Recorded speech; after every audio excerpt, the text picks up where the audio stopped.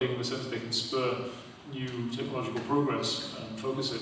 But also I think you've got to sort of think along several tracks at once. It may be that the space on Earth is limited, but apart from going into space, which is taking way too long, you have to think about moving into cyberspace too.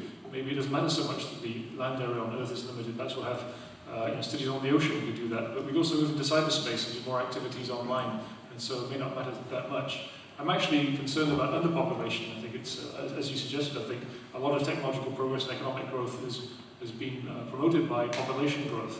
It actually worries me a little bit that that's pretty much slowing down and is heading towards stopping.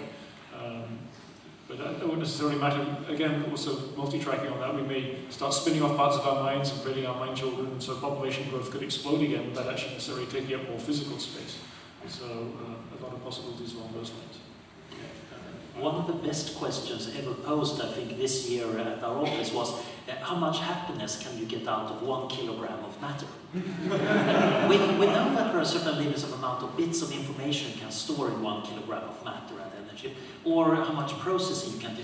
Very extremely big, so I don't think even our post-human descents are going to have a hard time expanding that.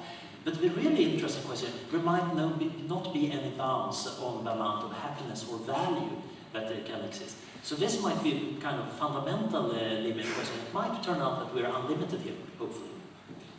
On the subject of limits, you might find this of interest. There is an Italian author that has written on these sort of things and has come up with a neologism, which is translated from Italian, is something like exodestinies, meaning our destiny outside of the limits of the planet, of the body, and of our limited lifespan, which is what we're all about, basically. Thank you. Last question, the gentleman right up the top of the auditorium. Hi. I was interested to hear Rachel's idea of the... Sorry, can you speak directly into the microphone, please? Can you hear that? Yeah, good. Okay. I was interested to hear Rachel's idea of the moving away from technological monoculture, and that means both avoiding having big side effects like greenhouse gases and also implicitly avoiding having dependencies on limits, which sort of follows from the previous question. Can you elaborate on that? Right, so I'll tell my bit about limits. I'm unstoppably optimistic, so yeah, I think I'm sharing a lot of things in common here. In terms of technological speciation, one of the things I wanted to do was simply to, once I've got a formula that I think will work and do a certain thing, I would like to give it away over the internet. Just essentially, making protocells is like cooking. So release the cooking recipe and letting people all over the world engage with this kind of, say for example, the carbon capture thing, because that's what's going to get us funding.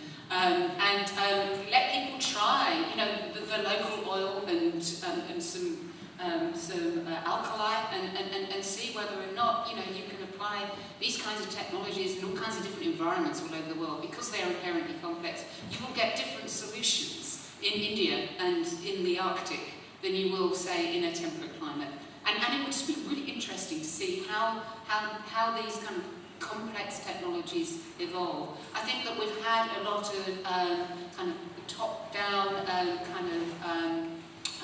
monocultures, big industries, driving our technological visions, and certainly through things like the internet, through the kind of variety of conferences actually that have really kind of recently started to spring up. So one's like TED, one's like Today, one's Picnic, all kinds of different conferences all over the world, seem to suggest that people actually really want to connect at an activist level.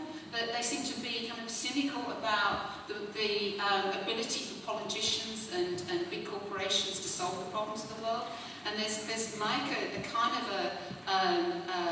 a guerrilla politics that's kind of happening through people that are enabled by vision, and I think that's one of the things that differentiates this group of people with those that see limits and problems and kind of technological paralysis.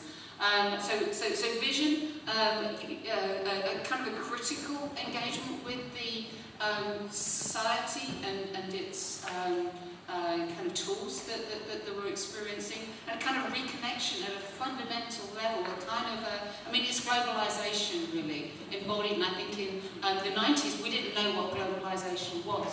And I think that there is a different politics, a different culture, and a different group of technologies that's going to come from this recent explosion or kind of speciation of all kinds of different approaches. We will see convergences, but they will be NBIC style. We will see computers and 3D printers taking over the role of DNA. So my little protocells will be moving around like this, and we'll get a desktop printer coming along and giving very specific chemicals in a particular way. And you'll be able to do that at home. And so then you can print out a membrane that you can slap on the side of your house, and maybe it will